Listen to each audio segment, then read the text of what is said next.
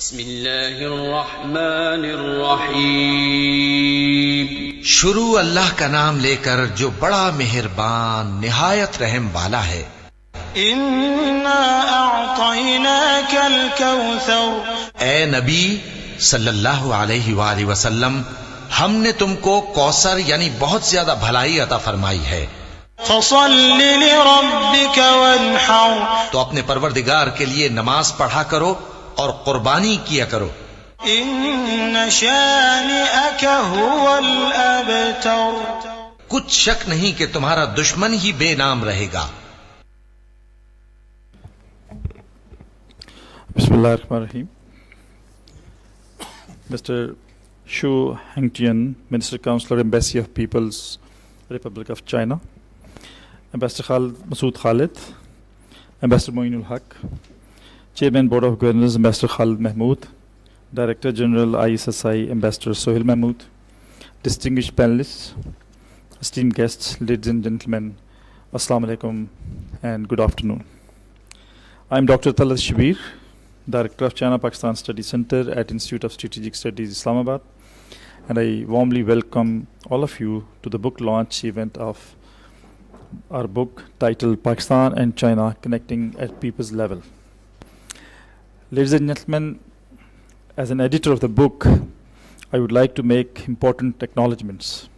First of all, I extend my gratitude to all the authors who have made valuable contributions in this volume. They have brought their insightful perspectives and articulated their argument about specific subjects of strengthening Pakistan-China friendship through deepening people-to-people exchanges. My deepest gratitude to all the authors who have contributed to this book. Secondly, I also wish to acknowledge the contributing editors, publisher, and the whole team of CPSC and ISSA administration who worked diligently and tirelessly behind the scenes to make this publication possible. Ladies and gentlemen, much has been written about strengthening Pakistan-China relations and depth of all-weather strategic partnership. However, this book, Pakistan and China Connecting at People's Level, was aimed at highlighting an often overlooked side of Pakistan-China partnership.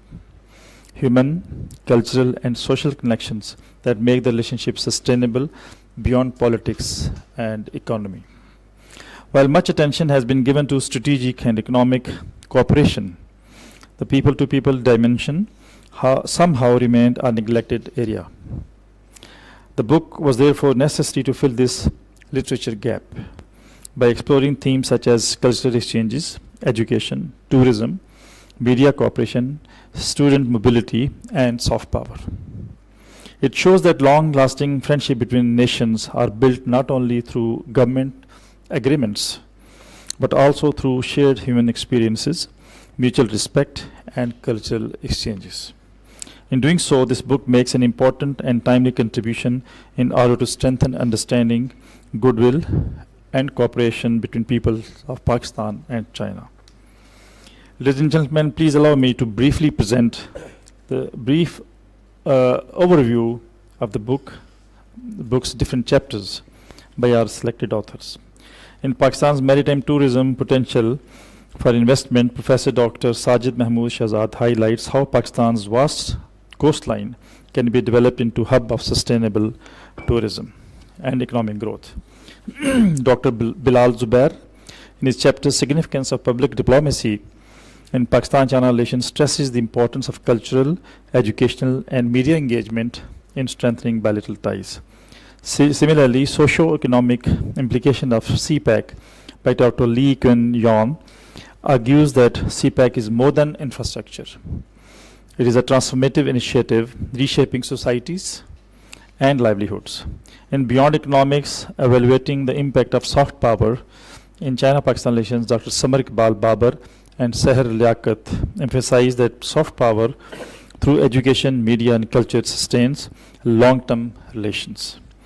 Projecting Pakistan's soft power in China by Dr. Dostman Barich calls for Pakistan to strategically harness its cultural assets to build goodwill in China.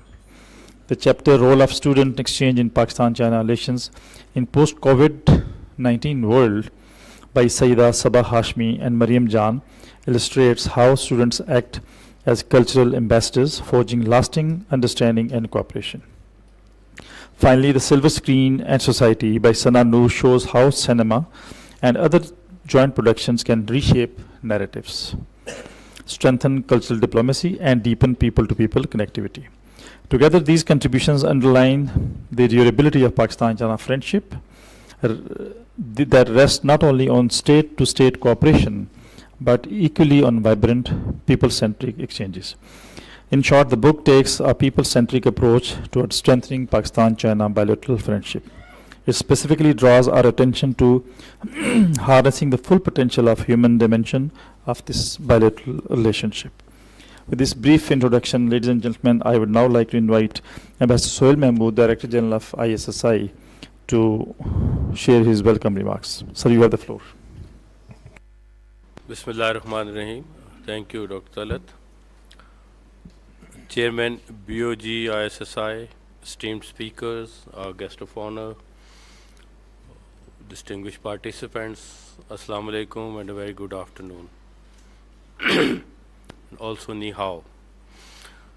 It is indeed a distinct pleasure to welcome everyone to the launch of another ISSI book titled Pakistan and China, Connecting at People's Level.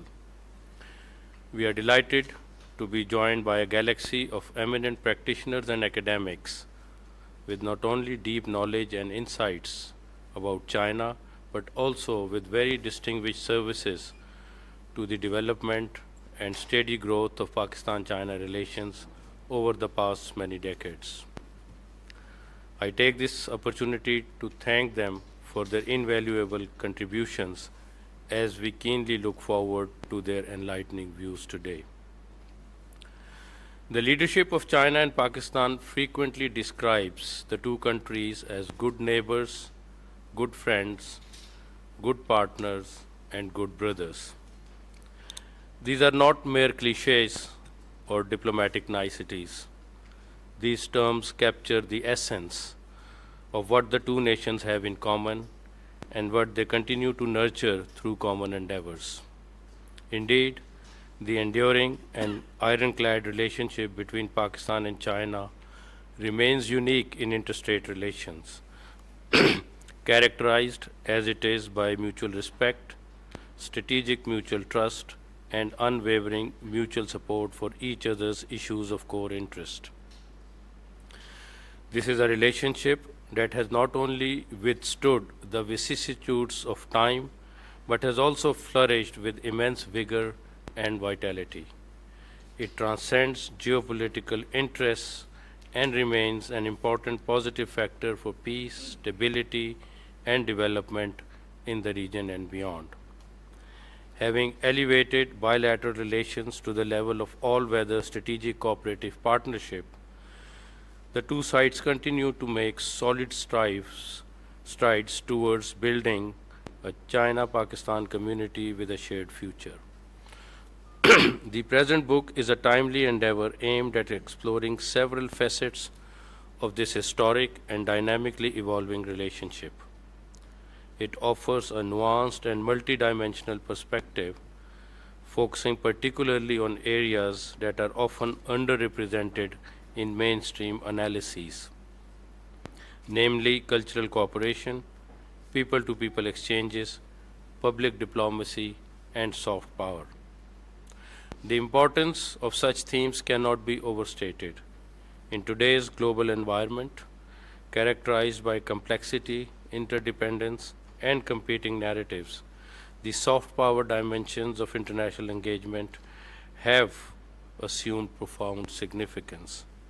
Increasingly, the strength of bilateral ties is judged not only by strategic alignment or the scale of economic cooperation, but also by the depth of cultural affinity, the frequency of human exchanges, and the robustness of shared values and societal bonds. In this regard, Pakistan-China friendship provides a compelling example of how traditional state-to-state ties can be reinforced and enriched by dynamic and vibrant people-to-people linkages. Accordingly, and as Dr. Talat highlighted, the chapters in this volume draw attention to the salient role of educational exchanges, collaborative media productions, the growing popularity of Chinese language and culture in Pakistan, and the reciprocal appreciation for Pakistani traditions among our Chinese friends.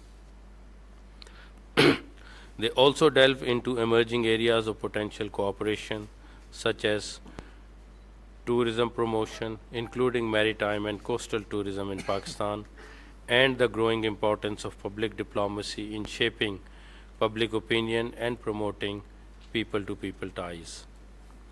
These insights are particularly relevant in the context of China-Pakistan Economic Corridor, CPEC, the flagship project of the Belt and Road Initiative.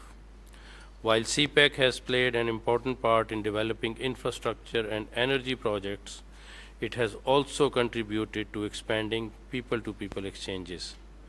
Through enhanced educational access, professional collaboration, and cross-cultural understanding, CPEC is further facilitating the affinities between Pakistani and Chinese societies.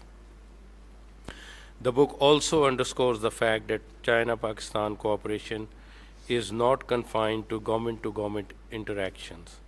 Rather, it extends across institutions, communities, civil society, academic circles, business sector, and increasingly digital platforms.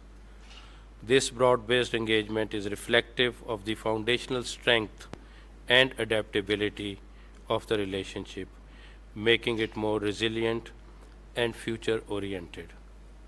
In the context of the future, a comprehensive action plan to foster closer China-Pakistan community with a shared future in the new era has just been adopted. Covering the years 2025 to 2029, the action plan includes a distinct chapter on people-to-people exchanges and cooperation, and commits the two sides to deepening exchanges and cooperations in the field of education, youth, cultural relics, the environment, and between the two peoples.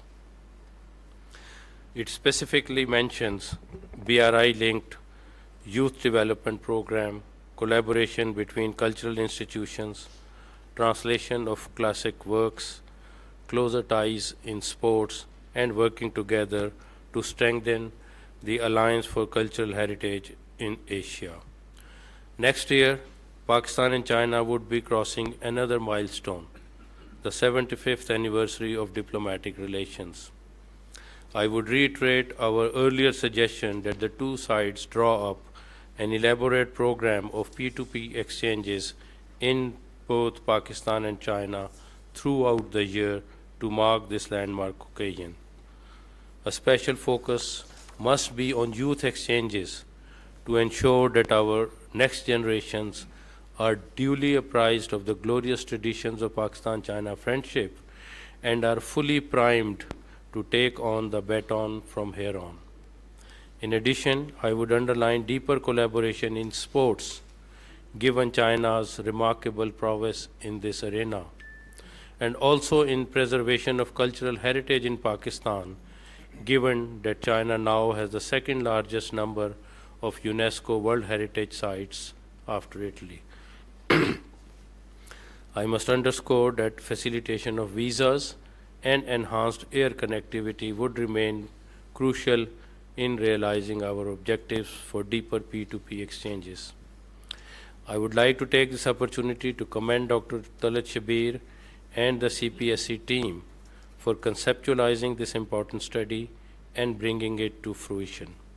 Equally, my deepest thanks are due to our distinguished contributors to this volume, some of whom are either physically here or have joined us online. Their insights related to specific fields have truly enriched this discourse.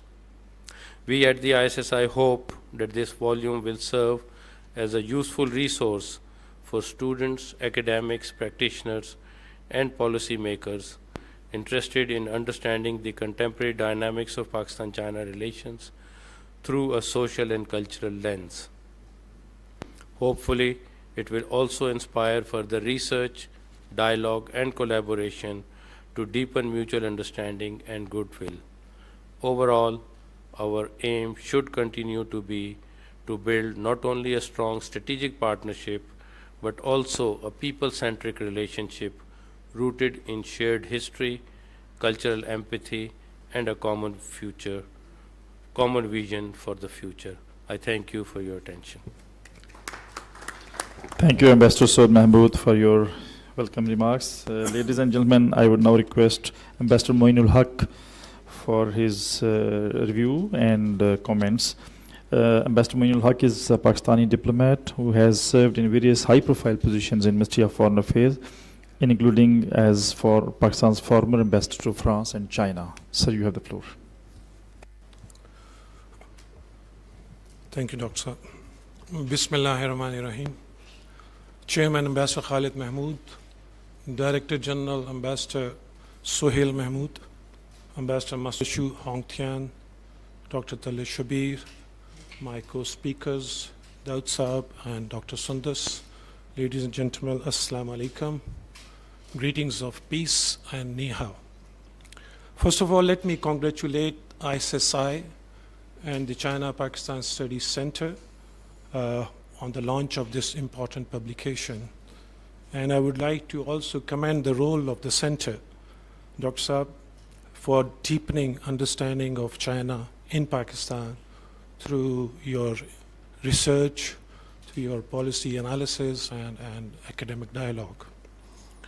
Ladies and gentlemen, undoubtedly, China-Pakistan relations are the cornerstone of our foreign policy. And as described by Ambassador Suhail Mahmood in his foreword in the book, these are unique and exceptional, rooted in our shared history, linkages, and nurtured by the successive generations of leadership and people, common people. I think it would therefore not be wrong to say that the mutual trust and the special bonds of friendship are largely attributed to the interpersonal communications between our two countries and two people. Exchanges between political leaders, officials, business persons, students, scholars, and sports persons. While we should be proud of our exemplary and special bonds of friendship, but we should be equally mindful of preserving, sustaining, and strengthening this friendship, and also pay a special heed to passing on these sentiments of friendship and goodwill to our future generations. Generation Z, as was mentioned in one of the articles in the book. This book, as noted by Ambassador Nagmana Hashmi, not only celebrates our friendship, but also reinforces the importance of continued dialogue and exchanges, especially at the people's level. The articles in the book on public diplomacy, soft power, student exchanges, cooperation in the film industry and tourism are very important and relevant. Dear friends, I have lived and served in China for more than 4 years, and I had the great opportunity to travel extensively in China, across China. I think except 2 or 3 provinces, I have been able to cover most part of the China, and had the opportunity to experience firsthand the miraculous economic rise and development of China, which is of unprecedented scale and magnitude. Seeing is believing.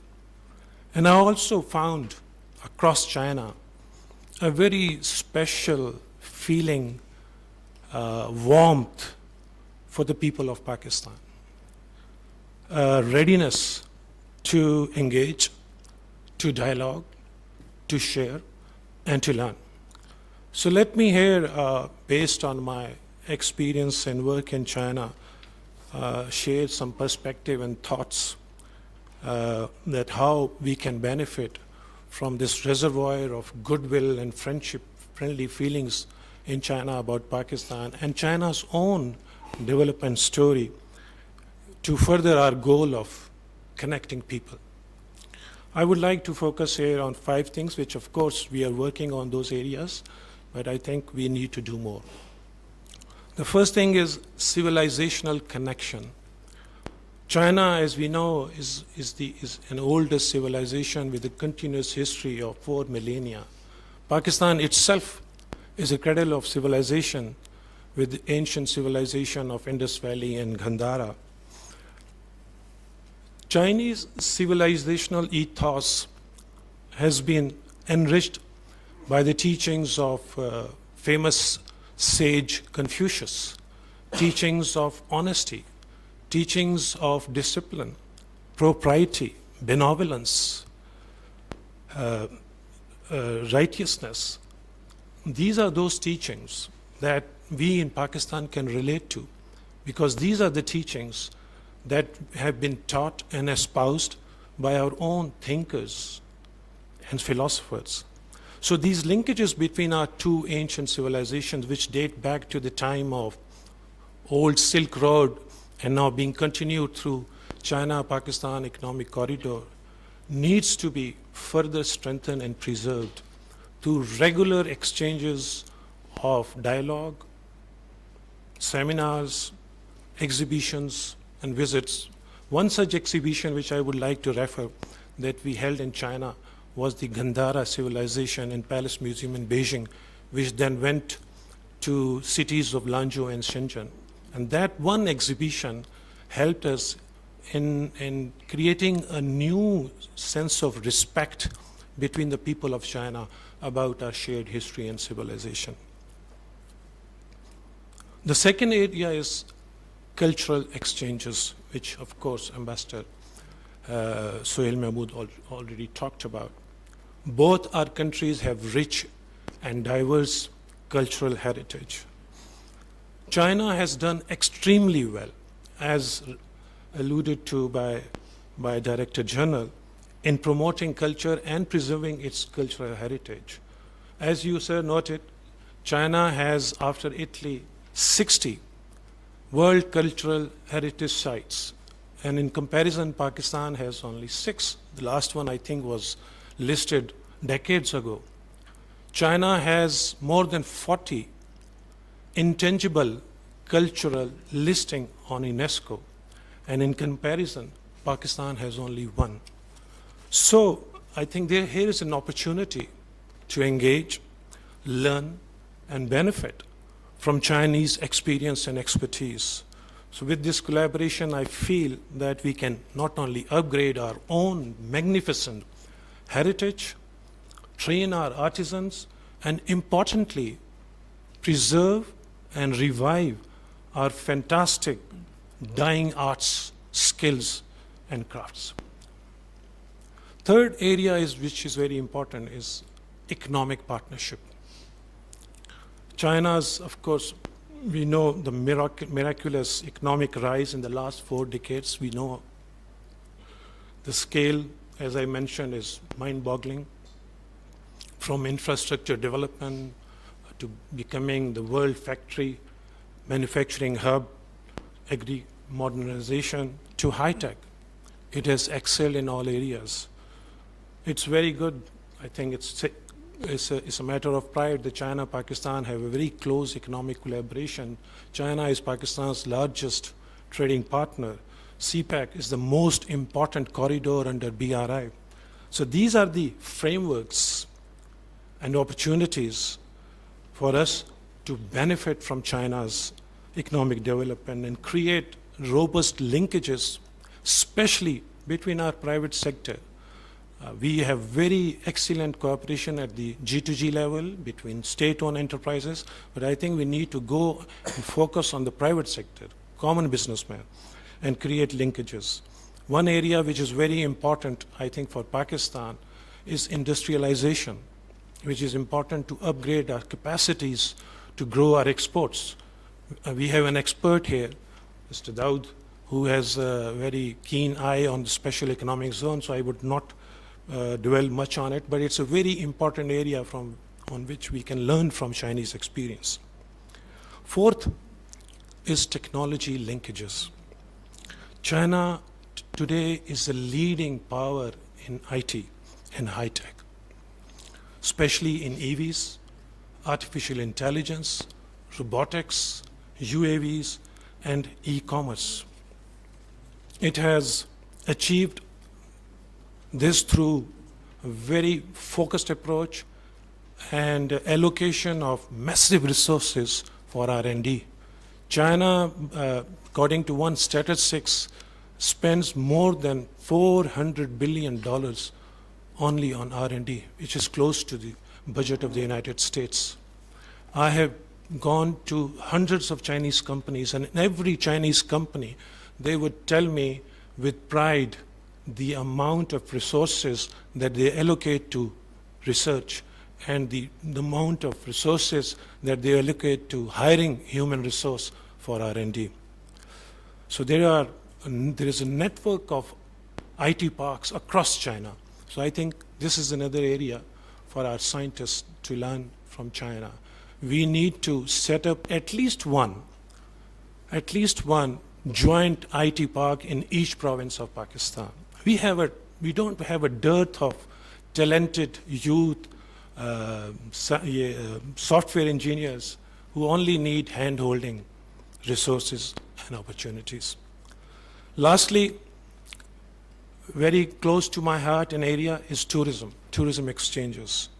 And as you know, both our countries are rich and diverse in tourism potential. Beyond economic activity, tourism helps in connecting people, in fostering mutual understanding, connecting hearts and minds.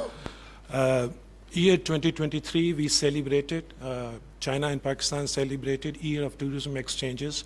During that time, Embassy launched a website in Chinese language about tourism in Pakistan.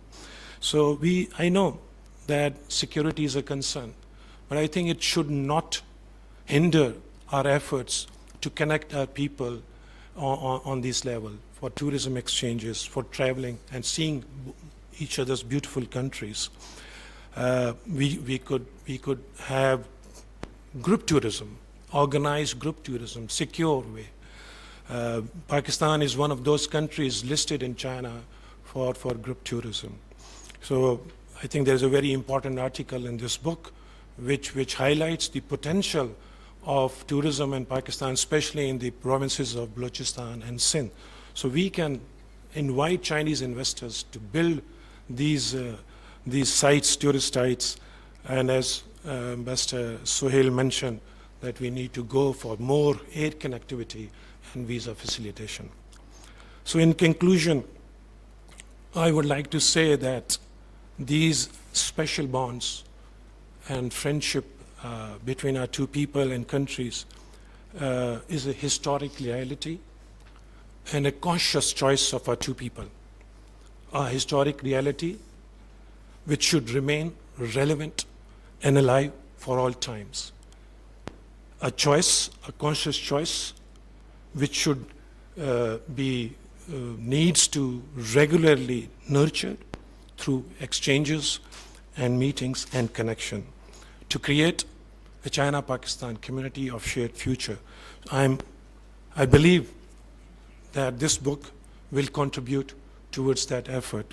And as sir, you mentioned, the next year we are celebrating the 75th anniversary of diplomatic ties, so it will be an opportune time to make further work, to jointly work to strengthen our special bonds. And I'm sure that China Studies Center and the Institute will be an important partner in this journey. Thank you, sir. Thank you. Thank you very much, Ambassador Moinul Haq. I think you mentioned five very pertinent areas where I think we can find future pathways of our relationship. Ladies and gentlemen, I would now invite Dr. Sandav Bhatt for his review and remarks. And Dr. Bhatt is a senior associate professor at Beria University. He has been a former CEO of KP Provincial Board of Investment, and he has also served as former project director of CPEC. Dr. Bhatt, you have the floor. Thank you very much, sir. Chairman Ambassador Khalid, DG Ambassador Sohail, Ambassador Masood Khalid, Ambassador Moinul Haq, Minister Consular Shu, and my dear friend Talat. While we read this book, I think the people sitting on my left, if you write a book on their contribution on bringing the two countries and the people of these two countries together, I think the volume will be as big or as thick as any book could be. So I think we need to first acknowledge their effort to what they have done to bringing these two. Ladies and gentlemen, it's my privilege and honor to make review on the launch of this important volume, Pakistan and China Connecting at People's Level, edited by my esteemed colleague, classmate, friend, Dr. Talat Shabir. This book could not have come at a more opportune time when Pakistan and China are celebrating over 7 decades of an ironclad friendship that has stood the test of changing global dynamics, shifting power equations, and regional uncertainties. And we must also remember that these two nations will achieve 100 years in less than 2 decades. It also coincides with the commencement of CPEC Phase 2, where there will be deeper business-to-business interaction and collaboration across multiple sectors, further embedding the partnership at institutional, commercial, and social levels. Ladies and gentlemen, we also meet at a time when the world is in flux, what I call the age of vulnerability. The international system is being reshaped by accelerating fragmentation, persistent inequalities, climate disruption, conflict, and social polarization continue to disrupt life and livelihoods, while fragile economies struggle under the weight of weak institutions and repeated crises. Against this backdrop, I remain a firm believer that one fact is undeniable, and that is collaboration is no longer optional, it is essential. Security cannot be pursued in isolation. Prosperity cannot flourish in silos, and in this context, people-to-people interaction becomes not just important, but indispensable. The Pakistan-China relationship is unique in the history of interstate relationships. It is built on mutual trust, respect, and unwavering support on each other's core issues. But what gives this relationship its enduring strength is not only the strategic partnership or economic cooperation, it is the depth of understanding and empathy between our people. Over the decades, milestones, events have deepened this bond, from Pakistan early diplomatic recognition of People's Republic of China in 1950s, President Ayub Khan's landmark visit to Beijing in March 1965, and the launch of CPEC in 2013 as the flagship of Belt and Road Initiative. Each of these moments have reshaped our ties, bringing the two nations closer than ever before. This book, therefore, is a timely contribution highlighting how culture, education linkages, public diplomacy, and soft power collaboration have enriched and sustained this bond. Ladies and gentlemen, this chapter and this book compiled here bring to light dimensions often overlooked in mainstream analysis. And because I remain involved as an academician, so therefore I can say that very important aspects have been highlighted in this, and I will just narrate why and how. They explore how student exchanges, media cooperation, film and culture, and even maritime tourism hold immense potential to connect our societies more deeply. They remind us that while infrastructure and energy projects under the China-Pakistan Economic Corridor have transformed landscapes, it is the people-to-people connectivity that will sustain our friendship in the longer run. And I can tell this because I am a fellow alumni of Peking University, and I have been a student of Confucius Institute here. And how these institutions and these scholarships and people-to-people interaction help, I can vouch that this is the main pillar behind what we see under China-Pakistan Economic Corridor. Ladies and gentlemen, history teaches us that civilization have always flourished through connectivity, from the ancient Silk Route to the Grand Trunk Road, and now through the Belt and Road Initiative. The China-Pakistan Economic Corridor, the flagship of BRI, represent not just economic integration, but culture and social exchange. From Gwadar to Kashgar, CPEC is carrying not only goods and energy, but also ideas, opportunities, and friendship. This people-centric spirit is reflected in the growing number of Pakistani students now studying in China, in the expanding role of Confucius institutions across Pakistan, and in the joint research, cultural festivals, and artistic collaboration that are enriching both societies. And I can see how in last 10 years or 12 years this has increased so much in number. Even our exports to China, vegetable export, and all other commodities export to China has increased. These exchanges ensure that our relationship is not only a partnership between governments, but also a partnership of communities, generation, and aspirations. I also believe the Institute of Strategic Studies Islamabad and its China-Pakistan Studies Center deserve recognition for their vision in producing this book.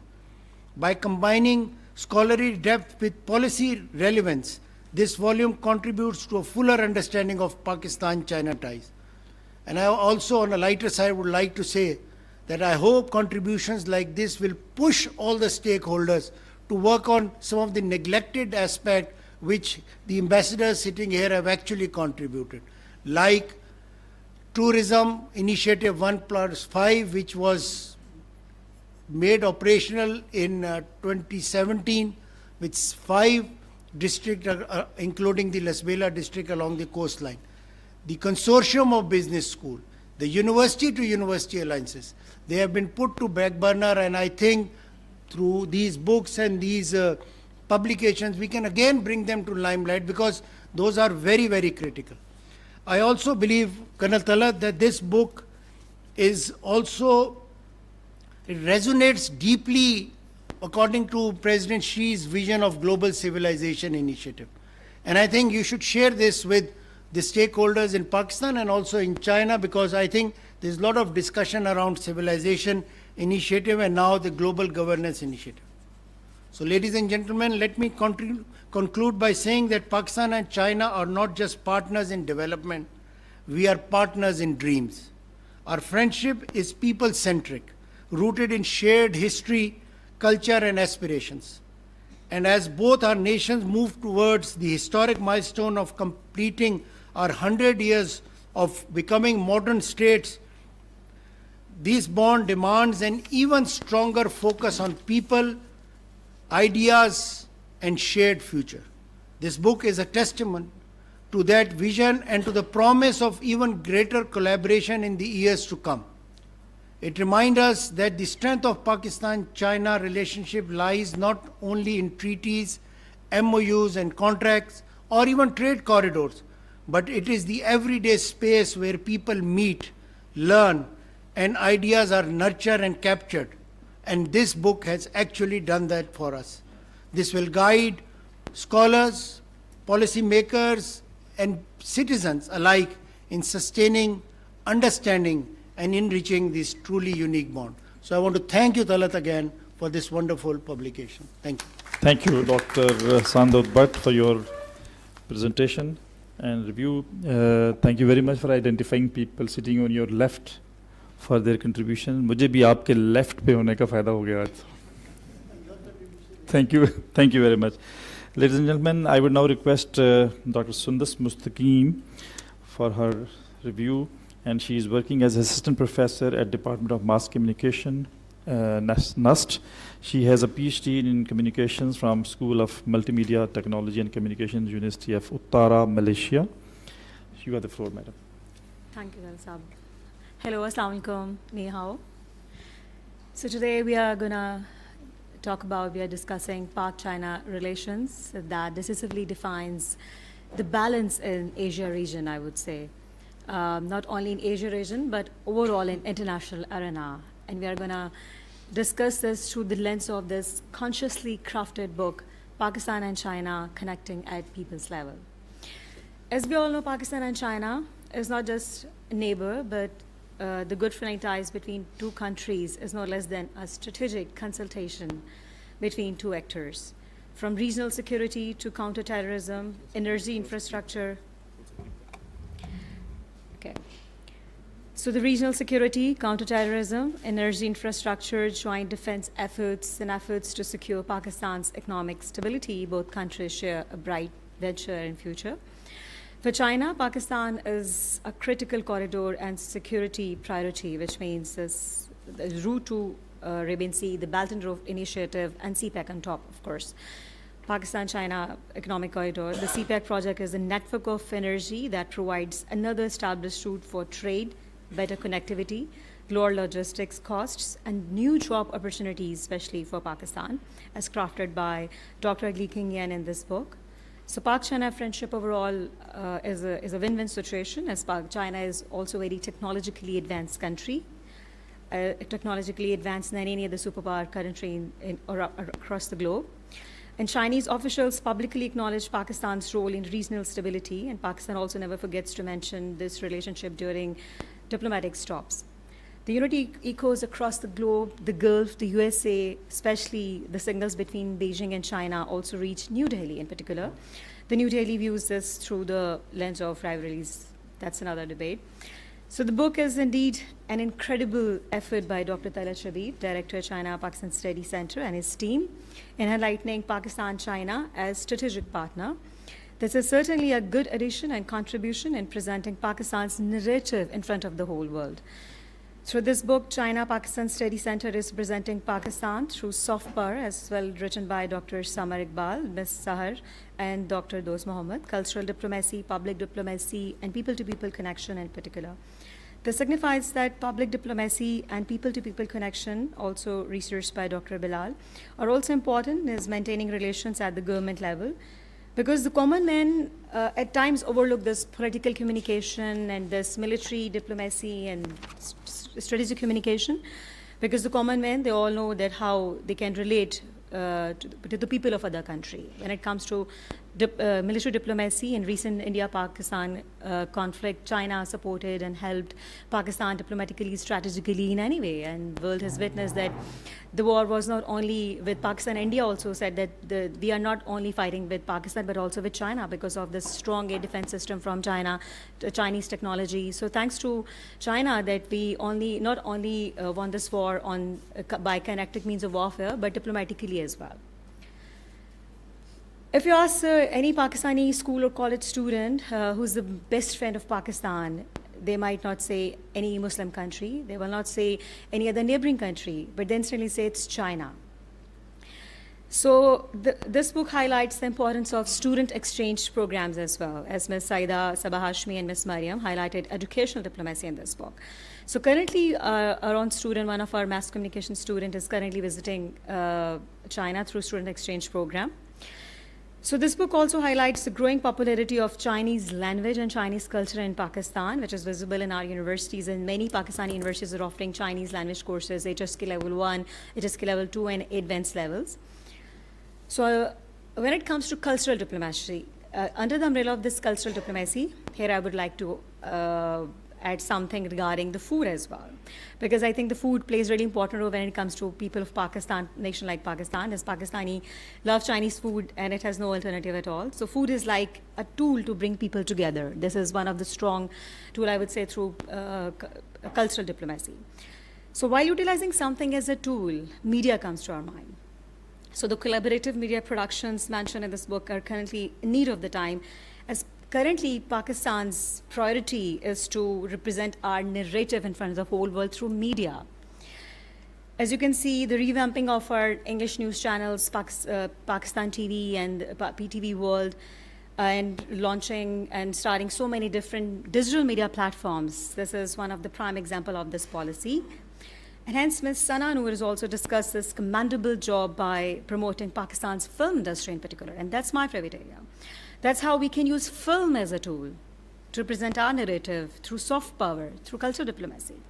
As India always does that. I always say that India has nothing to sell, but the way they present their stance like anything, because they are strong somehow in utilizing soft power as a tool through their Bollywood. So Pakistan also need to do that. We need to promote our Lollywood, we need to promote our films so that we can present our narrative, and that's how we can connect from the people of other country, the audience from across the border. So here I would also mention the journalist exchange program, other than the student exchange program, also does well. So we need to develop this group-friendly ties, not only through student exchange program, but also through journalist exchange program as well. And this book also highlights the potential for cooperation in tourism promotion, as my fellow guests, senior speakers also mentioned, particularly the maritime and the coastal tourism in Pakistan, well researched by Professor Dr. Sajid Mahmood, who presented a comprehensive analysis in key coastal sites and investment opportunities on top. The book also deals with a broader perspective of enhancing China's role in international order and Pakistan's commitment towards China in this regard. So overall, last but not least, it's certainly a productive addition in intellectual, academic, and research domain by the profound scholars and emerging researchers. I would like to congratulate once again ISI Ambassador Suhail Mahmood Saab and Dr. Talat Shabir Saab and his team for launching the book. It's not just a book, rather a milestone towards strengthening Pak-China friendship. Thank you. Thank you, Dr. Sundas Mustaqim, for your presentation and review of the book, comprehensive review of the book. Ladies and gentlemen, I would now request Ms. Aiza Azam for her review. She is a lecturer at Department of International Relations and coordinator for outreach and events for Faculty of Aerospace at Air University. Ms. Aiza Azam. Thank you, Dr. Talat. It's such a pleasure to be here. I think one of the advantages probably of being further down the line of speakers is that a lot of what I wanted to say has already been shared. So it also encourages me that we're thinking on similar lines, but at the same time, I can also reiterate the sentiments that have been shared by the panelists before me. I'll just give a few remarks very quickly on the book and then also some of my own comments. So when we think of people-to-people connection, we typically tend to think of sports diplomacy or cultural diplomacy, but it actually does engage a much deeper dimension. And in the case of Pakistan-China relations in particular, it invokes something which is much deeper. We have a history of mutual diplomatic trust, of collaboration on projects of connectivity, of scholarly exchanges, of students and professionals on both sides of the border that are experiencing the expat life, of small and large businesses, of connecting through cuisine, through arts, through sports, etc. So in the case of Pakistan and China, what we continue to see is that the combined total of all of these decades of interactions, it has created, certainly for the Pakistani side, a very deeply internalized sense of trust, of familiarity, and of cohesion of values with the Chinese people. So books like this one, which the CPSC has launched, which should explore this dimension in depth, are extremely helpful in terms of helping us collate information based on collective experiences, based on research, and also for the purpose of exploring future avenues of collaboration. So to that end, the 7 dimensions that have been explored in this volume encompass the cultural, the socioeconomic, the academic, and also the artistic domains. In my view, there were some submissions which stood out among the rest in terms of articulation, in terms of quality of content, in terms of relevance to the subject matter as envisioned by the title, and also for a holistic overview of all of the matters as they stand. I would like to mention one chapter which I think definitely stood out on all these aspects and which also offers substantive content. This was entitled The Significance of Public Diplomacy in Pakistan-China Relations by Dr. Bilal Zubair. I think in this chapter in particular, the author provides a very comprehensive overview of how past and present efforts in public diplomacy have been institutionalized by the two countries, how people-to-people relations have strengthened over time, and also it identifies potential new avenues for collaboration. Coming now to a few other comments. As the DG mentioned, the 75th anniversary of diplomatic ties is going to be celebrated next year. And he has suggested, which I think is absolutely essential, that the two countries should mark a year of activities which are dedicated towards reiterating this commitment and towards celebrating this commitment. So that would mean that there are certain unexplored areas potentially that can be identified where we need to maybe work harder. And I think that as we go into the next year, what Pakistan and China need to think about or what they need to look towards is what are those other areas that can define the next 75 years of our relationship. To my mind, there are two areas in particular which stand out. I think that the sense of deeper connection between the Pakistani and the Chinese people, that is something which our senior generations are very much on the same page on. It is something that they have built throughout their lives. It is also something, this sense of very deep connection with the Chinese people that my generation and my contemporaries, we have grown up with. We have grown up hearing about it. It has been deeply ingrained into us on every level. But I would observe that the younger generation probably has something of a different view. And the reason for that is that they have not essentially experienced it firsthand. And I say this also as an educator because when I look at my students in university, I understand that much of their experience or their understanding of what the Pakistan-China relation or this relationship, this context actually is, it comes from what they read, from what they see online, from what they've heard from their teachers or possibly from their parents. But having experienced it firsthand is something which probably needs to be worked on. So to that, I would say that it can be addressed by offering them first-hand exposure. And first-hand exposure is second to none. I can say this from personal experience as well. But exposure which is focused and not generic. So for example, imagine you have a delegation of students only, possibly with a supervisor, who are taken on a 2-week visit to China, Pakistani students, which consists of undergraduate students only. And you take them on visits of all of these amazing universities, for example, Peking University or Tsinghua University in Beijing or Fudan University in Shanghai and all of these other countries and other cities as well with their educational institutions. I'm mindful of the fact that we have a very large community of students, Pakistani students who are studying in China. By and large, their expertise or their area of research or their area of interest is in the medical field, or possibly they go there for language learning. But I think that what we see right now, and I see this again with my students as well, that as they think about what they're going to do for their higher education, where they're going to go for their professional experience after graduation, somehow the balance is still tilted towards Western universities and Western institutions. And that makes sense because that is something that we've also grown up with. I firmly believe that being offered this exposure at the undergraduate level is something which would benefit them much more deeply because they need to see and understand not just the incredibly high level of education that they would be offered in these Chinese universities, but something which is particularly important for Gen Z, as the ambassador mentioned, they need to see something which appeals to them. So seeing a modern city where they can have all kinds of experience in terms of culture and other kinds of exposure, I definitely think that would be very valuable. So we need to make China their overarching choice as opposed to, yes, say, European or American institutions. And I think that is something invaluable given that this is going to be the next generation of our leadership. My second point is that in a world, we are now in a world which is increasingly polarized. And this is something that Dr. Daud also mentioned. We're at a time when our understanding of global norms or the global norms order is rapidly evolving. It is very quickly changing. And in situations such as this or in eras such as this, communication becomes increasingly critical.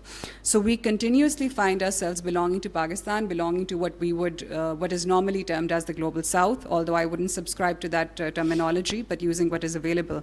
We continuously find ourselves on different sides of this debate, but we are aligning with the global south in all of this. So to my mind, even though this appears something that is chaotic, I think that there is an opportunity here. what is that opportunity? So if we were, for instance, to bring together Pakistani and Chinese scholars, opinion makers, educators, and students, so everybody that is operating at the people-to-people level, and engaging specifically to generate a mutual understanding of how we see the world. We know how China sees it, we know how Pakistan sees it, we know how we want to see it, we know how the West sees it. But can we come to a collective understanding of what kind of future do we want to build moving forward? And I say this is essential because it needs to move beyond just speeches or generic contents, which is certainly being pursued at the state-to-state level. But at the people-to-people level, are we actually working on this? Do we have an alternative vision of the global norms order as opposed to what we are seeing now, and can we find convergence there? Do we agree on similar objectives that we can pursue in terms of policy making while also maintaining or securing our national interest? So I say again that this is something, it does exist at certain levels, but I definitely believe it needs a more conscientious and a greater effort. We are at a point where we have a chance to craft a vision of global community that is specific to what we are interested in. So without engaging in consistent debate, in discussion, in consistent feedback, and continuously interacting on this very focused dimension, we might be in danger of complacency or of remaining on the sidelines. And this is an opportunity to craft a future together, or a community, a shared community, which would be important for both of us, for both our countries. And then finally, to conclude, I'd just like to share something of my personal experience, which I also thought about when I was reading this book. So my first experience in China was when I was very young. Okay, not that young, it wasn't that long ago, but as an undergrad student. And I spent a year in China learning the language, and then subsequently I kept going back when I began my professional career for work. My last visit was actually this summer, a couple of visits. So over a period of nearly 20 years of engaging with China, I've seen a lot of changes in how Pakistanis see China and also in how the Chinese people see Pakistan. One thing for certain is that there is definitely a much greater understanding among the Chinese people. When I was an undergrad student at the National University of Modern Languages in the Chinese department, I used to listen to my course mates, and their very limited understanding of China was very different from what I saw when I actually went there. And as a result of the work of that department, and especially of the Confucius Institutes under the Han ban, I think that has significantly changed for the better. There is a better understanding among the Pakistani people of Chinese culture, of especially in arts, in music, in fashion, and even in literature. Because previously, while all of our information that was fed to us, the perspective we had, it was based on Western publications, Western information, which is very natural given the language gap. But this has significantly been overcome. I find that in the last 20 years, there is an increasing appetite to engage more with China because there is a recognition that a lot of our values overlap as well. And I think that's something quite significant. And there is also an increasingly better consciousness among the Pakistani people, and I believe also among the Chinese people, of why this historic relationship has actually sustained over time and why we need to do that. I think that there is a lot more. I know that we have 75 years of history. I believe that there is so much more that can be done. I've lived in different countries. I've lived in China, and subsequently after China, I've traveled across Europe. I've lived across Europe, other parts of Asia as well. But I say this with a lot of sincerity. I've never really felt that experience or that connection or that welcoming receptiveness that I have felt in China as I have felt in any other country. And this, somehow it remains true even after 20 years. So this is why I believe that there is a lot more potential that we have to explore moving forward. And luckily for both our countries, there is not just capacity on both sides to do this, there is also a lot of political will on both sides to do this, and we should capitalize on it. Thank you. Thank you, Ayeza, for your presentation. I will now request Ambassador Masood Khalid for his comments. Ambassador Masood Khalid is a distinguished career diplomat with 4 decades of valuable diplomatic experience. He has been the longest serving ambassador of Pakistan to China. Sir, you have the floor. Ambassador Khalid Mahmood Sahab, Chairman ISSI, Director General Ambassador Suhail Mahmood, Minister Xu Hongtian of the Embassy of the People's Republic of China, Ambassador Muin ul-Haq, Dr. Talat Shabir, Dr. Hassan, ladies and gentlemen, good afternoon, Assalamu alaikum, Dajahao to my Chinese friends. Well, a lot has already been said, but I think I will try to cover some more ground. First of all, my heartiest compliments to China-Pakistan Studies Center for bringing out this book.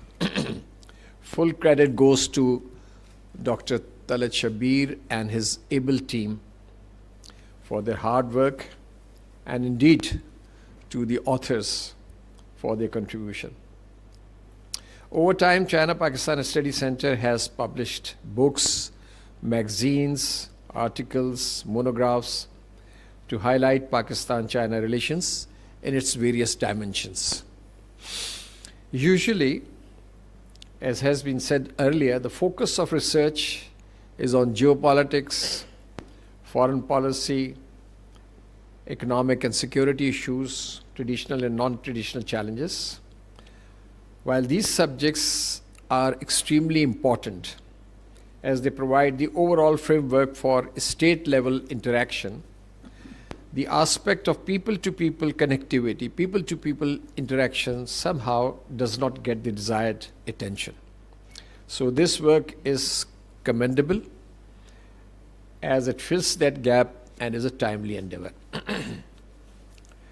And I'm also happy that this volume covers, I have not read the book, let me be very frank, except the introduction and the first chapter. But I'm happy that this volume covers the themes which are not sufficiently debated. For example, the first chapter, the theme of maritime tourism.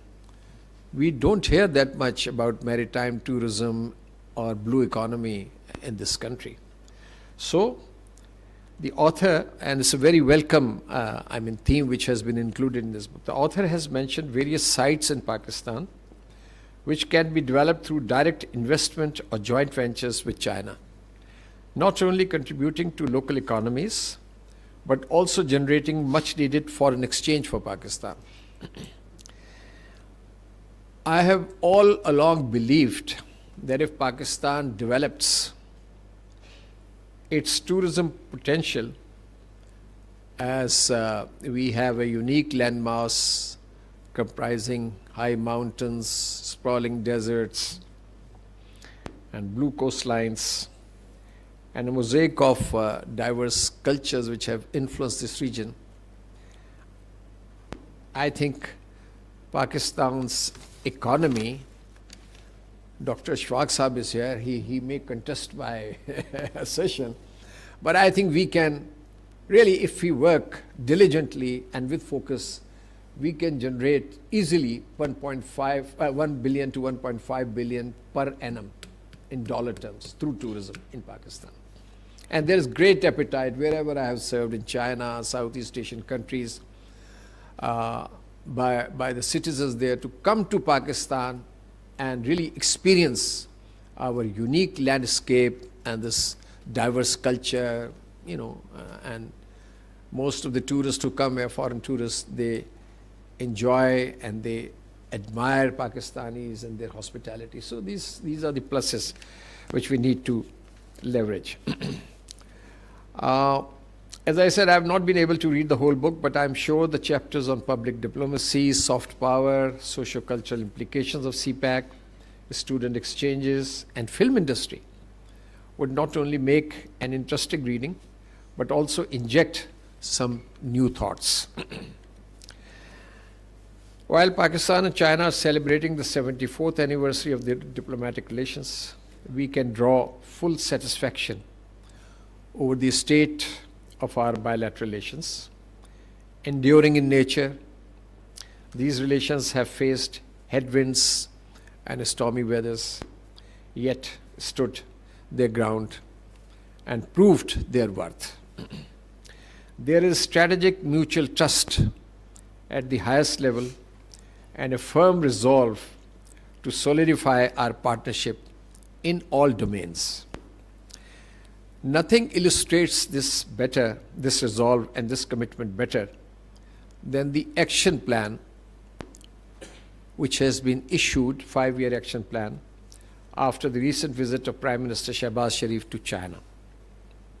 The action plan covers practically all areas, including people-to-people connectivity, and people-to-people interface as a futuristic goal of our two nations. So I believe that in that context, more people-to-people exchanges through, exchange programs like scholars, intellectuals, media persons, youth, cultural entities, films and theaters, music, and more importantly, think tanks is indispensable. Mr. Shu is sitting here, so I would like to share something from my childhood days. When we were in a school, or the early part of my college days, that was a time of cultural revolution. And we would receive Chinese troupes and Chinese gymnasts who would come to Pakistan for their performance. And literally, everyone would wait for them. And there was such an impact, cultural impact. So we talk of soft power and all this cultural diplomacy, but those memories are still there, fresh in our minds. So this is just one example. So the action plan covers practically all fields. I think people-to-people contacts, people-to-people connectivity is an extremely important dimension of our strategic partnership and should be given due priority. Earlier speakers have mentioned that fairly considerable ground has been covered. Good work has been done in the last few years. For example, in terms of introducing our language to each other, Chinese language and the Urdu language. Then the setting up of Confucius centers, Pakistan study centers. When I went there, there were only 4, and I went there in 2013, there were only 4 study centers focusing on Pakistan. Now I think Mr. Moin can update me, there are more than a dozen. And they're working on South Asia, they're working on Pakistan. Then we have this consortium of universities, more interaction between the political parties. There is a platform for political parties to interact, etc. And another, I think, forgotten add-on, which has not been optimally utilized, rather underutilized, is the sister city linkages which we have established between Pakistan and the Chinese cities and the provinces. There is a great scope for all types of collaboration and cooperation within the ambit of those linkages which have been formed, between cities and the provinces, because Chinese government has entrusted the provinces to go global, and they use their respective strengths, for example, in economy, culture, IT, technology, etc., to search for counterpart areas of cooperation, and then they, sort of formalize those linkages.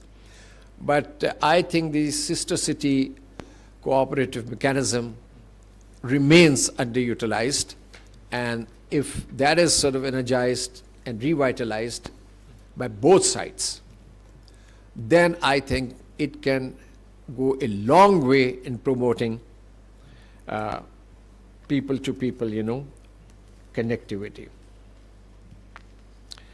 And I also would like to make a point that this cultural interaction, this people-to-people connectivity is very important, because we see that there are attempts to create misunderstandings in our relationship.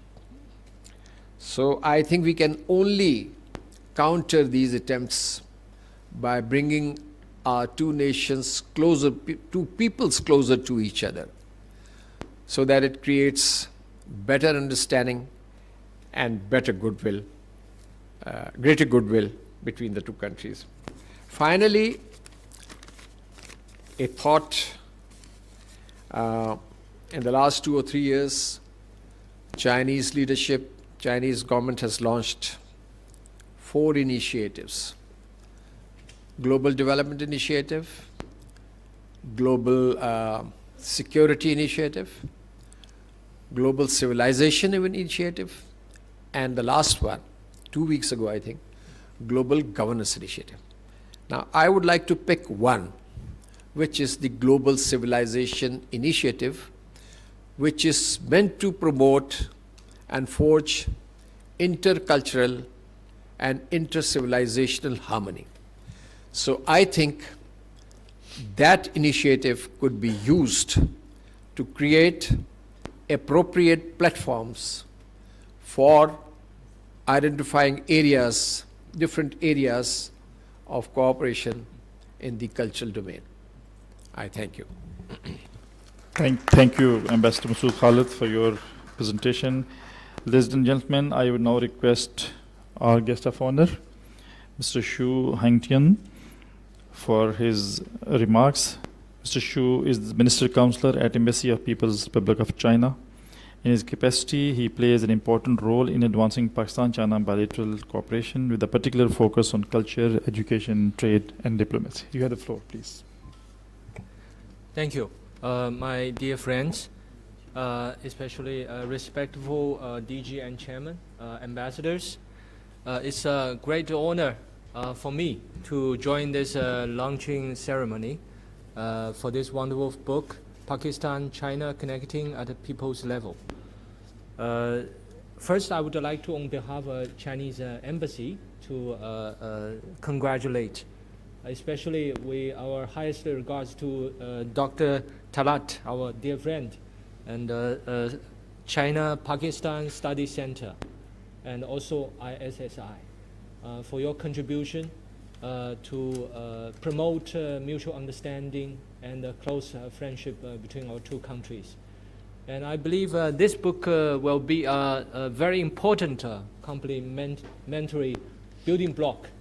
And actually, people-to-people relations is the fundamental force, according to President Xi said. Actually, in the book, if you see, you quoted exactly his word: the people are the creator of history. The fundamental force determining the future of the party and the country. That's a context. Actually, is a domestic, political sharing of thoughts, but it could apply to international relations and to our bilateral relations. And exactly, Chinese side also attach great importance for our people-to-people friendship for these brotherly countries. Just to use a very simple example, the chance I could join today with all of you is because one of my colleagues, he is fully occupied. We recently established a new division in embassy. That is public diplomacy. So this afternoon they have an event with Pakistan media, very important one. And this morning they had an interaction with Pakistani teachers and students, because today is Teachers' Day. And my regards also goes to assistant professor and lecturer Aizas. And more than that, I think it's just a routine practice. From time to time, we interact with students in university. I went to Air University myself. I interacted with a journalist representative this week from KPK, which we could not travel so easily recently, but we invite them to connect, because it's very important for us to reach out to this opinion making, especially media today. As a participant of this bilateral relations, I started this very valuable career since 2010, when I just joined Asia Department to become Deputy Director for Pakistan. Before that, just to use myself as an example, how ordinary Chinese people or youngsters see Pakistan. So before that, I do not have any direct experience with Pakistan. But I know that you help us when we face many difficulties. For example, resumption of UN Security Council, our legitimate seat, China's legitimate seat in UN Security Council. Your representatives in that very important meeting spoke highly about One China principle, One China policy, and support, and actually against some certain country trying to utilize, Taiwan, one Taiwan, one China, to stop us or try to create more problem in the international arena. Another example is the earthquake in Wenchuan, 2008. And General Musharraf, President Musharraf, ordered to, transport all your tents in your strategic reserve to Sichuan. I read on newspaper as a student and also at that time also diplomat already, but I not taking care of Pakistan at that time. But it's a very touching story. So when I became Deputy Director for Pakistan, my family, my whole family was so proud of me. So it's just an ordinary Chinese citizen see Pakistan. But after that, I had this privilege to work with all the outstanding ambassadors of Pakistan.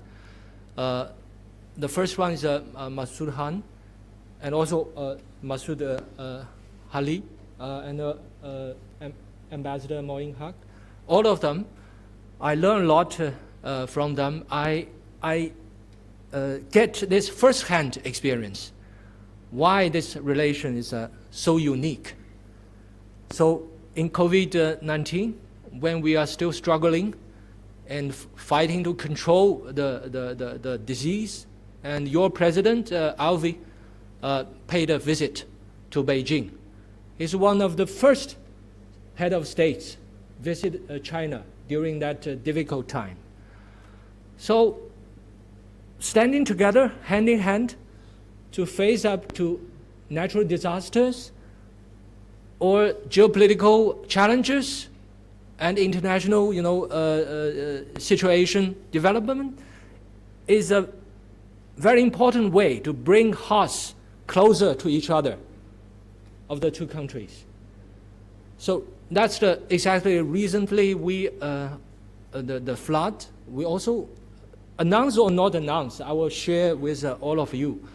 We already provide $2 million ambassador sent to PM himself, but without announcement, we send 12,000 tents and 300 solar generators already to Army, and more is coming in the pipeline. So it's the newest building block. I mean, whatever challenges we are facing, whatever difficulties are waiting, when China faces difficulties, we are rest assured our brothers, sisters from Pakistan will stand with us, vice versa. So that's the first point. Second is that I fully agree with Ambassador Moin Haq about three of them, actually, or two of them, industrial or business. The other is technology. Why this looked like it's not very in line with people-to-people exchanges. But actually, people-to-people exchanges happens when this pragmatic cooperation develop, expand, deepen. I want to use an example. Our former President Jiang Zemin, he had a very good personal relations with one of your former vice chair of a planning commission, Dr. Sheikh. Why? Because President Jiang used to work in Taxila, the complex. He led the delegation and the expert team from China to work over there for 3 months. And he became friend with Dr. Sheikh. Today we have more such opportunity with CPEC 0.2 upgradation.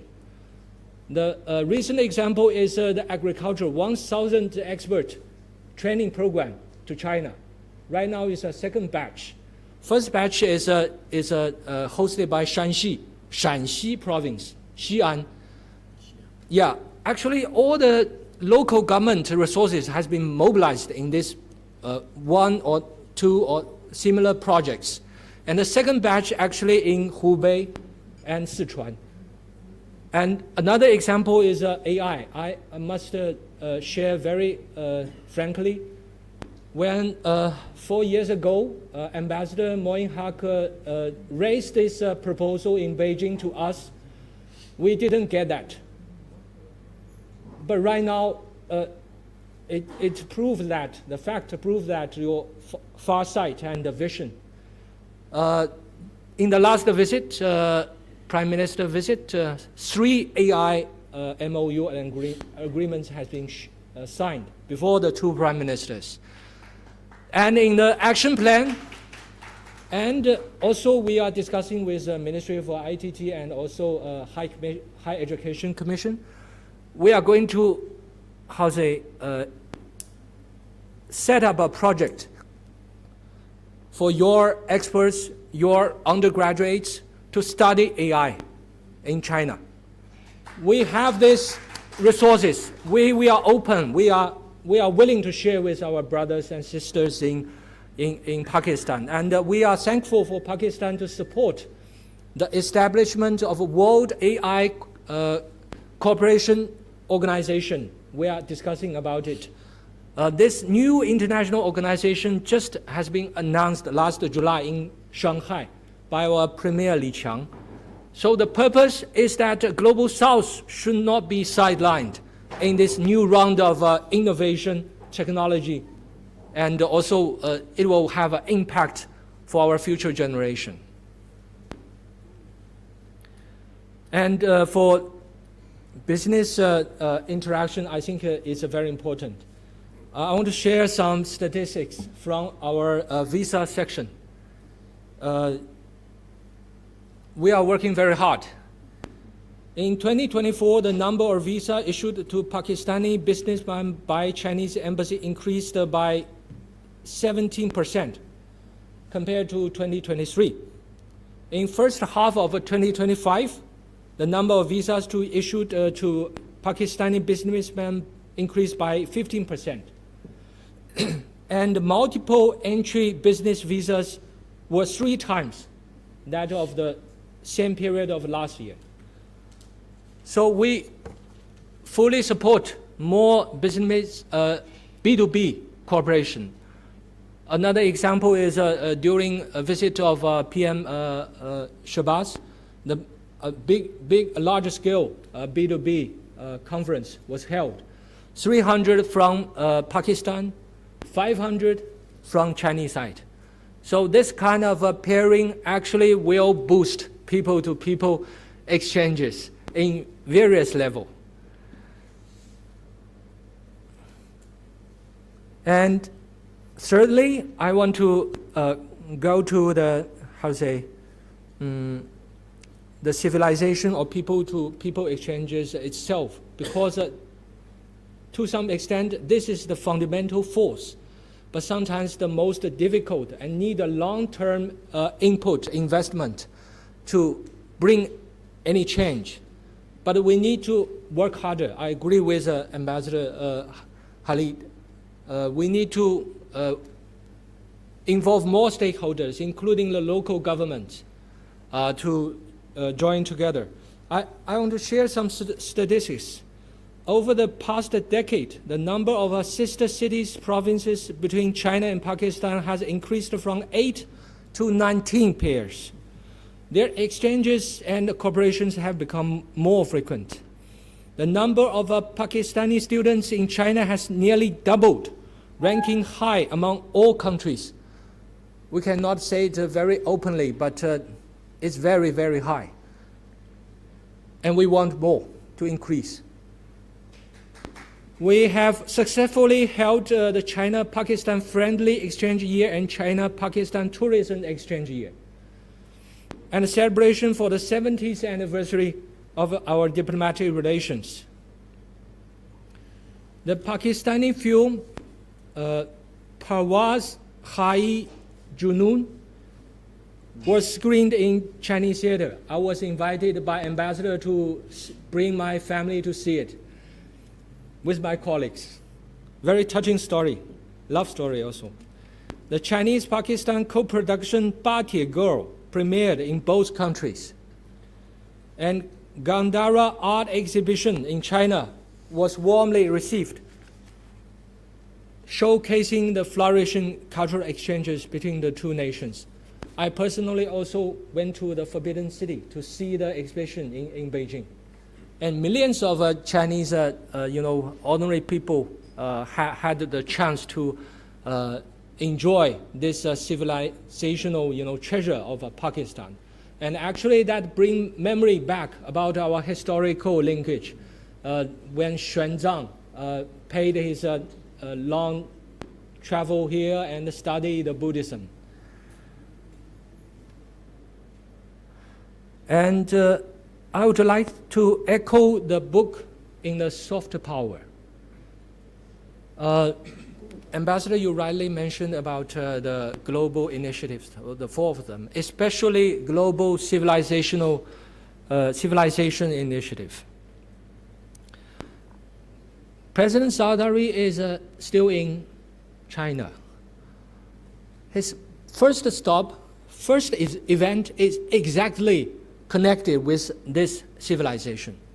He attended the inauguration of a Golden Panda ceremony, which is actually a new, platform for international films competition.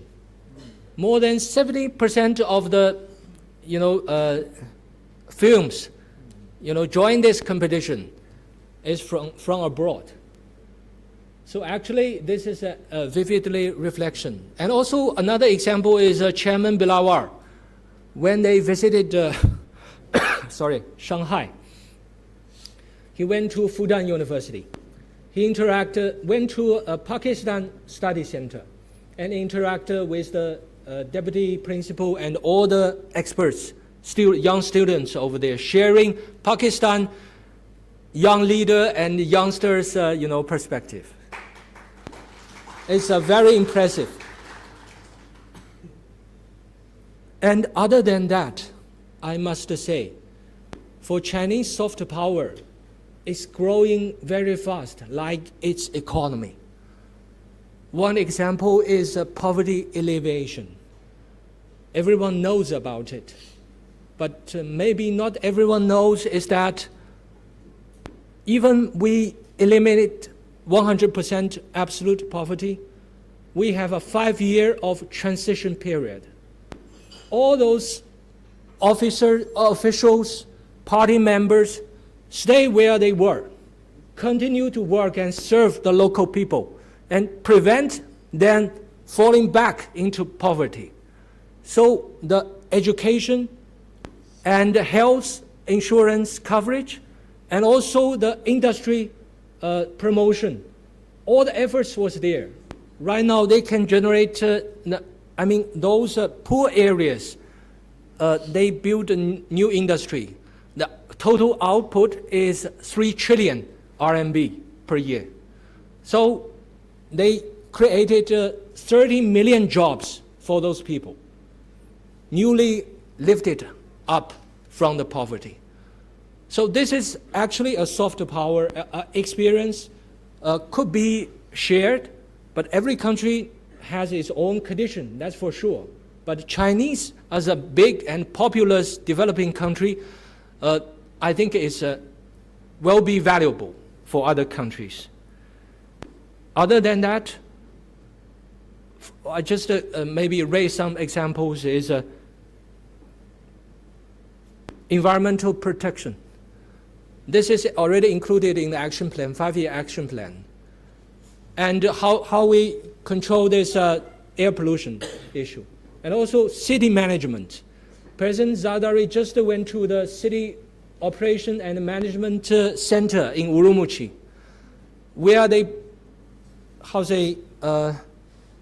bring all the data together from 300 different departments, and they can find out whatever emergency situation they will, and service needed by the local people.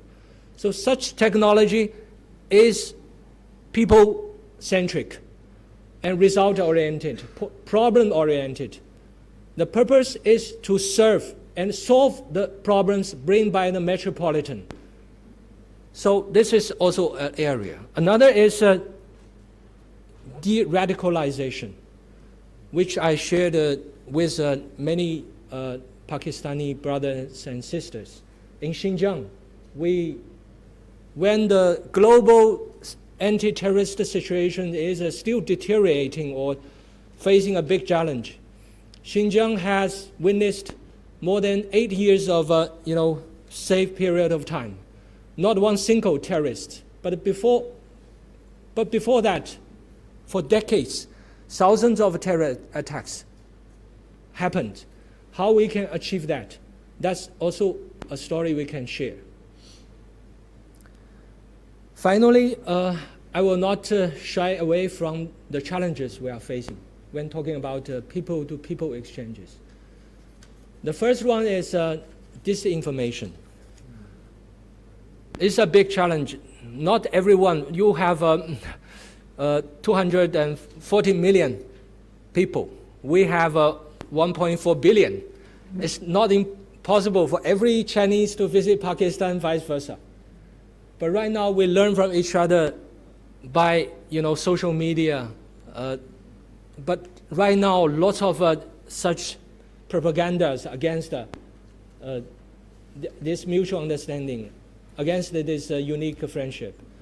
Just to give an example, recently we have a vibrant social media in China saying that some military radar system we provided to Pakistan has been stolen by Indian side, and Pakistan send a delegation to protest, and even some Pakistan Air Force officers helped Indian side. So that kind of a story happens right now because like us, if we study and follow these relations, we can identify very soon. But if ordinary people, sometimes they will be fooled. So that's the reason either people-to-people exchanges or media-to-media, academician-to-academician cooperations are so important. We need to bring the truth, the fact, and the confidence to our people. And the second challenge is still the terrorist threat.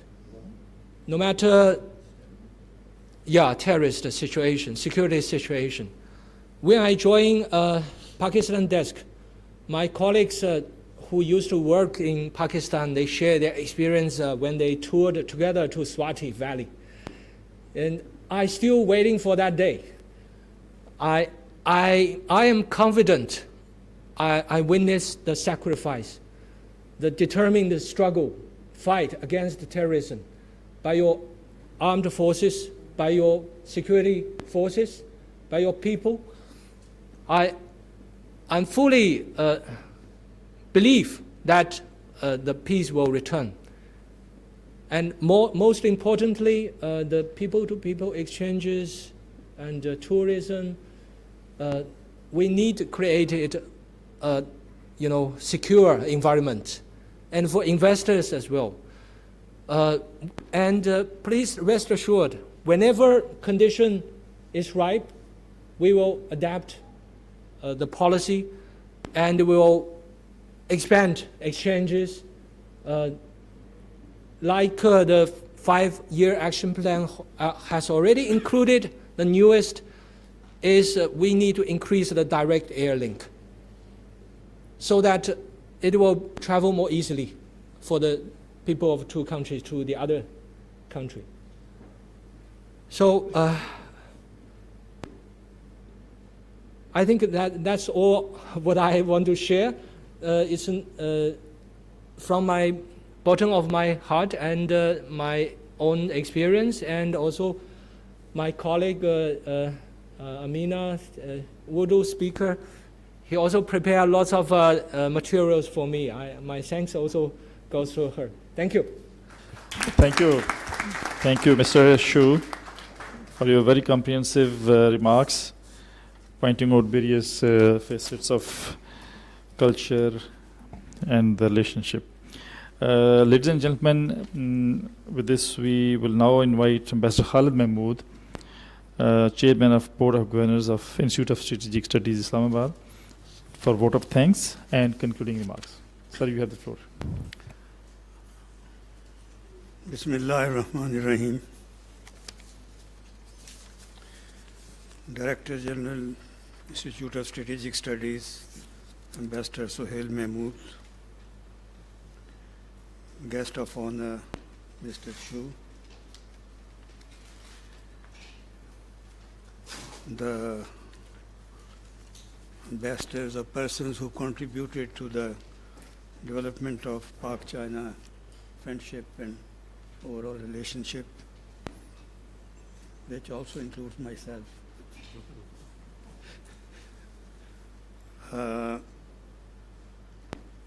And Dr. Hassan Daud Bhatt and our representative from academia, Dr. Sundas and Messiah Azam.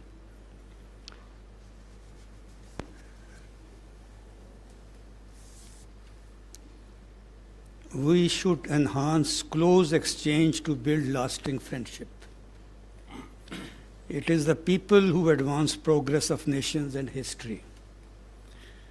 The support of our people is the inexhaustible source of force, fostering China-Pakistan all-weather friendship and all-around cooperation.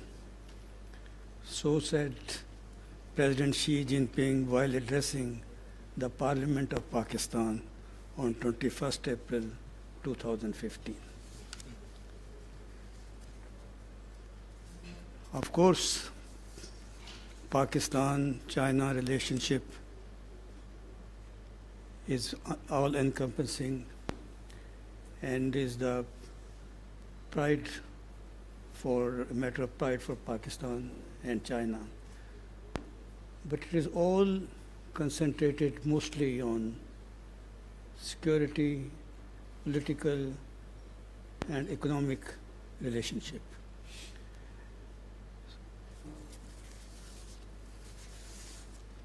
And the state-to-state relationship is, of course, solid and strong. But there has been a missing dimension, namely in the area of people-to-people contact and communication. Now, this fact has been highlighted in the collection of the articles which form part of this publication, Pakistan and China Connecting at People's Level.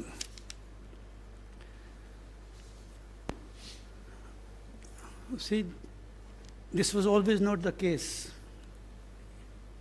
In ancient history, there was great interaction among the people of this area, which now constitutes Pakistan and China and Central Asia and so on. Silk Road was not just an artery for conveying of merchandise, but ideas. And in fact, Buddhism, it emanated from this area and then extended to China and Japan, onwards. But during that time of colonization, these links were disrupted. And now they have been again restored happily. And in that, the CPEC project is playing an important role. More than 30,000 Chinese nationals are in Pakistan working on various projects of CPEC. There are, of course, a very large number of students also from Pakistan studying in China. So things are improving, but still much more needs to be done to plug in this shortcoming or weakness in our relationship. So I don't want to give a lecture on this subject because already much has been said, but I would also like to recall one or two my personal experiences which show or which illustrate the subject which we are discussing. I have the pleasure of being present on the occasion of restoration of China's rights at the UN as in 1971. Under the leadership of Mr. Agha Shahi, the Pakistani delegation played a leading role really in the effort to restore China's rightful place in the United Nations. And this fact, of course, graciously is always acknowledged by our Chinese friends. On the other hand, I also now share with you an experience which shows how lack of knowledge about each other, We are friends, but still we don't know each other as we should. I was once invited to a lunch in Kunming area, far off. And our host, said, today we will take Pakistani delegation to a Muslim restaurant. So we were very happy, and we went there. And when we saw the menu, it was many pork dishes there, So we inquired, I said, this is a Muslim restaurant, and you are serving this. The reply was, it is halal.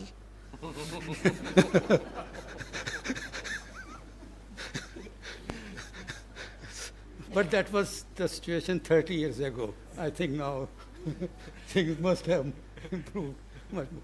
So what I want to illustrate is that despite all the bonhomie, close friendship at the political level, still at the popular level, there's not that much understanding of each other's culture, tradition. And one incident was narrated here by the Deputy High Commissioner, Deputy Ambassador of China in embassy here. He said that one day they were invited to a Pakistani wedding, and he, along with his colleagues, went there, and a lot of time was spent on ceremonies, exchange of gifts and this and that. And last of all, the host put caps on all the Chinese guests, So everyone donned green cap, but he was given the red cap. And the colleagues, Chinese colleagues, he said, started laughing. So I said, what's the matter? He said, because in our tradition where from he came, the red cap was put on the head of those whose wife had been sleeping with others. Vice, green hat.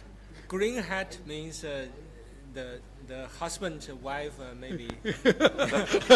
So it's the opposite.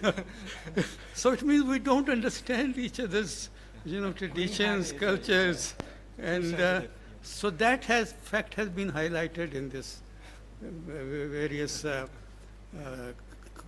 articles in this book. And I'm sure things are improving, but in that respect, many good suggestions has been made to develop tourism, increase sister city relationship, ease visa issuance, because business to business visas perhaps is easy, but tourism visas are, I think it is not so easily available. And more air connectivity between Pakistani cities and Chinese, etc. So I think it has been a very useful exercise, and this book has at least raised the awareness of the importance of the softer side of Pakistan-China relationship, and credit, of course, goes to the China Study Center, headed by Dr. Talat Shabir, for raising the awareness about this issue, highlighting which are the impediments in the way and what needs to be done. So thank you very much for all your participants. Thank you very much, sir, for your vote of thanks and concluding remarks. Ladies and gentlemen, with this we come to the end of this event. And before we go for refreshment, we just have last component of the event, and in which I'll request all the panelists and author to pose for a group photo for the formal launch of the book. If I may request all of you to be here for photograph.